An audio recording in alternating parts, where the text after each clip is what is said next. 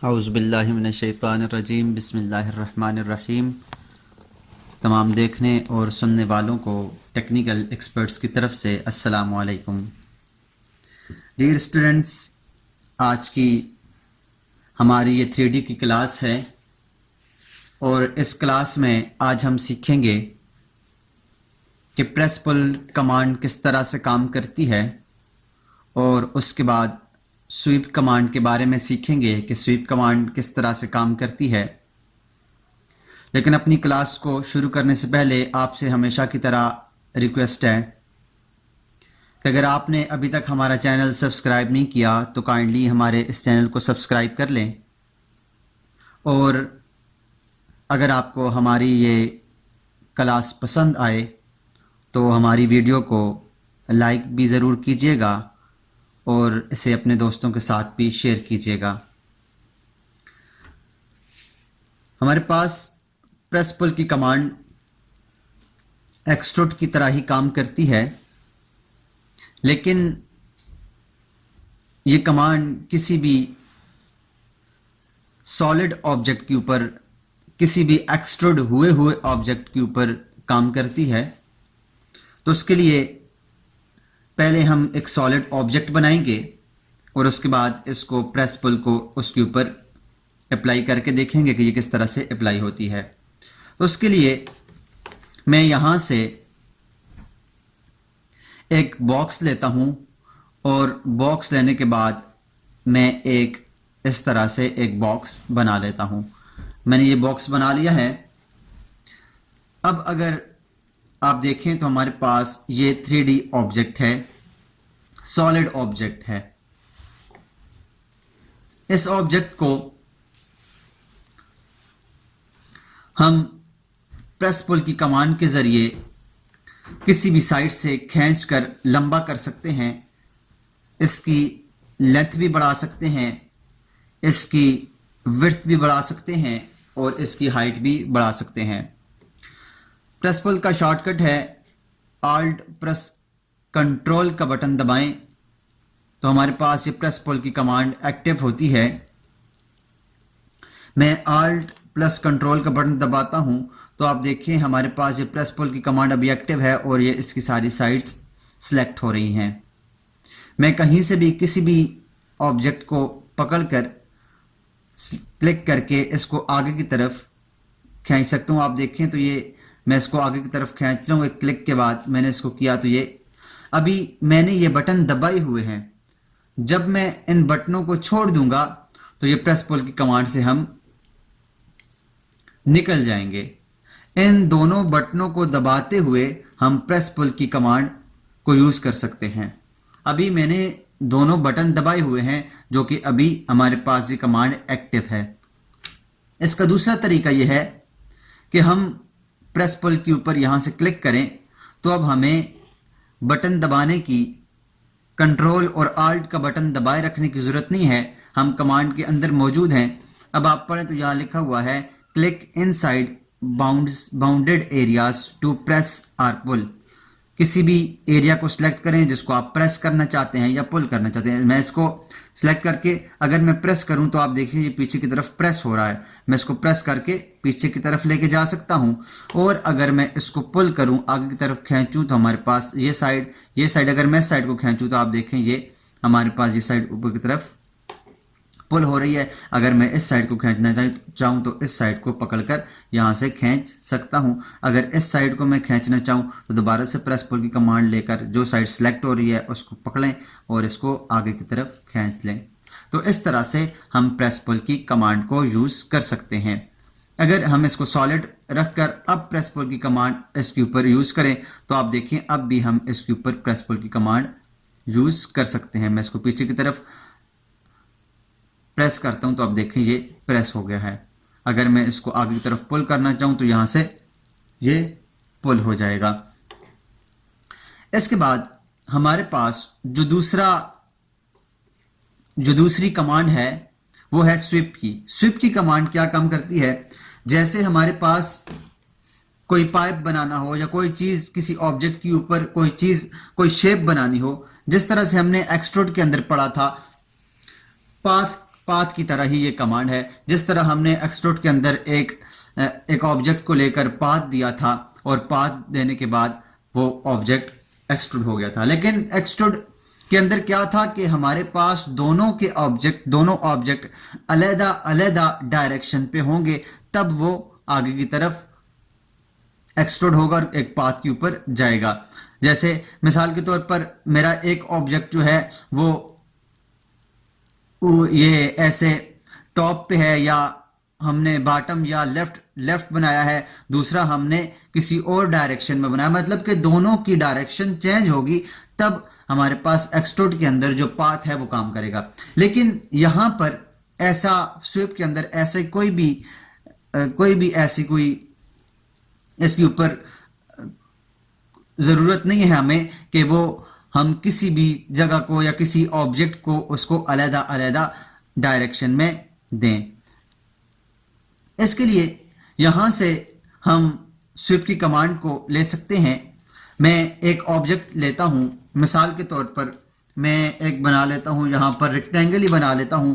Rectangle बनाकर यहां पे मैं इसके ऊपर इसको ऐसे रेक्टेंगल बनाता हूं। अब मैं ले लेता हूं यहां पर पॉली लाइन, PL कर एंटर किया और मैं यहां से एक पॉली लाइन लेता हूं। ये मैंने पॉली लाइन ले ली है।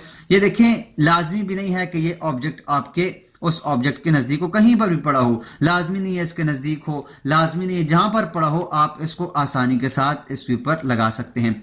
मैं यहां से स्वीप की कमांड लूंगा। स्वीप की कमांड लेने के बाद लिखा हुआ है सिलेक्ट ऑब्जेक्ट टू स्वीप।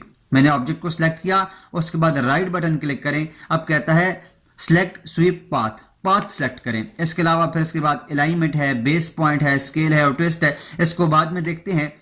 अब हम यहां से पाथ को सिलेक्ट करेंगे तो आप देखें हमारे पास ये 3D में कन्वर्ट हो चुका है और ये इसके ऊपर जाकर स्वीप हो गया है, जिस तरह से हमने अपना ऑब्जेक्ट बनाया था।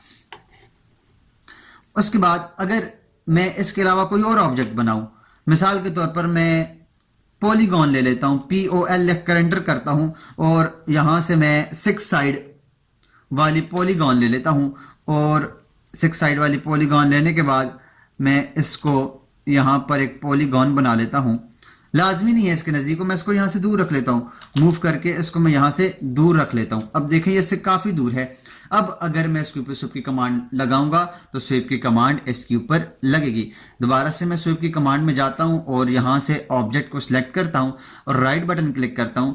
उसके बाद यहां से मैं इसकी पाथ को सिलेक्ट करता हूं तो आप देखें जाकर इसके साथ जुड़ गया है। ये आप कंसेप्चुअल में जाकर देखें तो हमारे पास ये ऑब्जेक्ट इस तरह से जुड़ गया है। जिस तरह से सरिया होता है या इस तरह की कोई चीज़ अगर हमने बनानी हो तो हम इसके ऊपर स्वीप की कमांड को यूज़ कर सकते हैं। Ctrl Z करके मैं वापस जाता हूं और इसके बाद हमारे पास स्वीप के अंदर जो दूसरा पहला ऑप्शन है, मैं यहां से इसको सिलेक्ट करके राइट बटन क्लिक, इसके अंदर जो पहला ऑप्शन है वो अलाइनमेंट। अलाइनमेंट क्या है, मैं इसके लिए A लिख कर एंटर करता हूं तो अब कहता है alignment sweep object perpendicular to the path before sweep.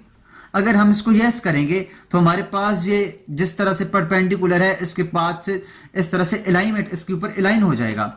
अगर हम इसको नो करेंगे तो फिर ये इसके ऊपर अलाइन नहीं होगा। देखिए पहले मैं इसको नो करके आपको बताता हूं।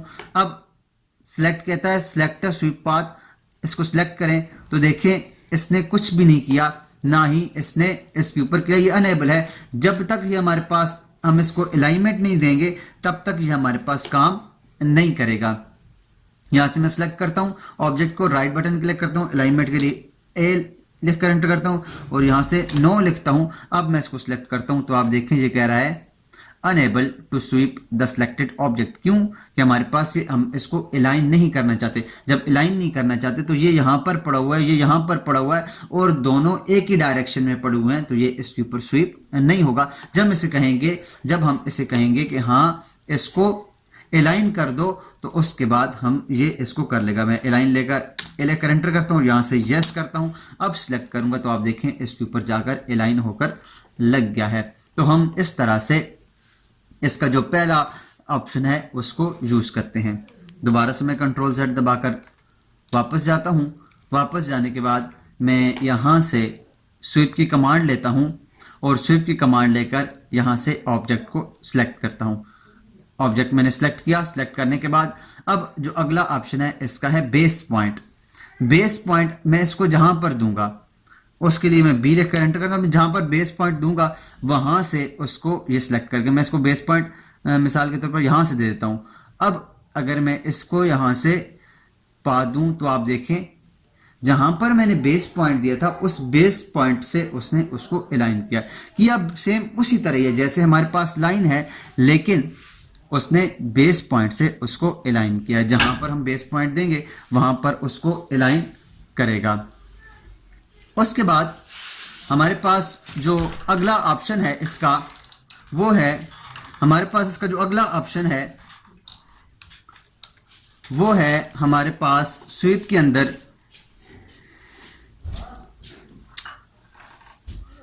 स्केल का। स्केल के लिए मैं एस लिखकर एंटर करता हूं और यहां से हम इसको स्केल दे सकते हैं। स्केल हम कोई भी दे सकते हैं, हम कोई भी इसको स्केल दे सकते हैं। यहां से 0.2 अगर मैं दूं और एंटर कर दूं और यहां से इसको सिलेक्ट करूं तो ये unable to sweep the selected object है। सिलेक्टेड ऑब्जेक्ट स्वीप नहीं होगा क्योंकि हमारे पास इसकी स्केल कम है।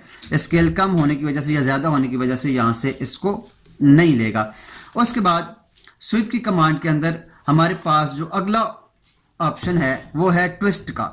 ट्विस्ट के लिए मैं टी लिखकर एंटर करता हूं तो यहां से हमारे पास ये जो ऑब्जेक्ट है ये ट्विस्ट होगा, घूमेगा, घूम कर इसके ऊपर लगेगा।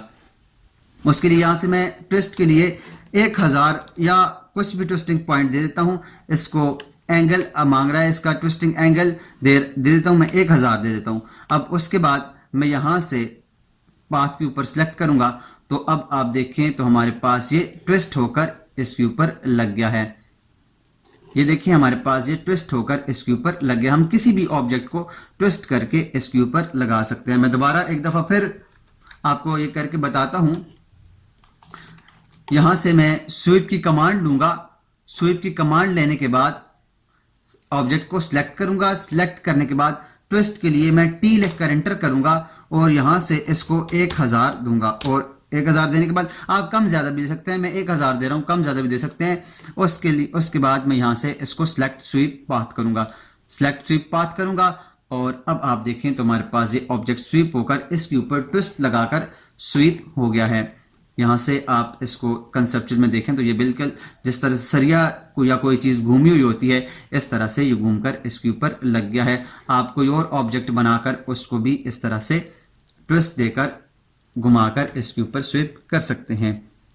तो उम्मीद करते हैं आपको आज की क्लास पसंद आई होगी और अगर आपको क्लास पसंद आई है, आपको समझ आ गई है तो काइंडली हमारी इस वीडियो को लाइक भी कीजिएगा और अपने दोस्तों के साथ शेयर भी कीजिएगा। मिलते हैं नेक्स्ट क्लास में एक नई कमांड्स के साथ जिसमें हम रिवॉल्व को सीखेंगे और उसके बाद लॉफ्ट को सीखेंगे कि रिवॉल्व क्या काम करती है और लॉफ्ट क्या काम करती है। तब तक अपना और अपने इर्द गिर्द के लोगों का ख्याल रखिएगा। अल्लाह नेहगबान।